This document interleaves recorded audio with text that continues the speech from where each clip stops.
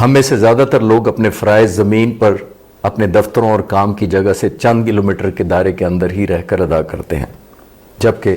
Fighter pilots کی duty زمین سے بہت دور، بہت زیادہ رفتار اور بادلوں کے اوپر یا زمین کے بہت قریب اور کئی 100 کلومیٹر کے فاصلے تک پھیلی ہوتی ہے۔ اسی وجہ سے آواز کی رفتار سے تیز اور زمین سے چند فٹ اوپر اگر جہاز میں کوئی ٹیکنیکل خرابی ہو جائے یا دشمن کا نشانہ بننے کی صورت میں انہیں بغیر کوئی لمحہ ضائع کیے فوری طور پر جہاز سے نکلنے کے لیے ایک قابل بھروسہ سسٹم کی ضرورت ہوتی ہے۔ آج ہم انسان کی اسی ایجاد کے بارے میں بات کریں گے جو پائلٹس کے بدترین حالات میں سب سے زیادہ کام آتی ہے اور انہیں ایک نئی زندگی بخشنے کی وجہ بنتی ہے، اور یہ سب کچھ کرتی ہے ایک ایجیکشن سیٹ۔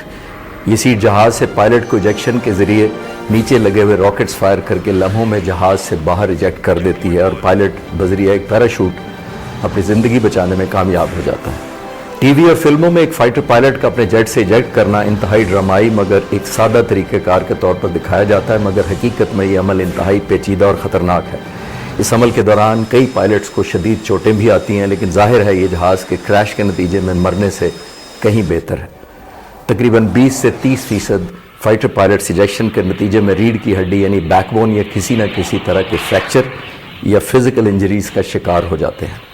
مگر زیادہ تر اللہ تعالیٰ کے بعد صرف اس ایجیکشن سیٹ ہی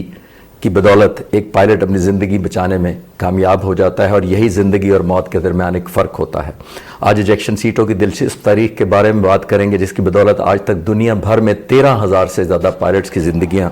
بچائی جا سکیں۔ جیسا کہ جیٹ فائٹر طیارے دنیا بھر میں فوجی مقاصد کے لیے استعمال ہوتے ہیں، اسی طرح ایجیکشن سیٹیں زیادہ تر فوجی طیاروں میں لگائی جاتی ہیں، کیونکہ ان طیاروں کو ان کے مشن کی نوعیت کی وجہ سے زیادہ خطرہ ہوتا ہے۔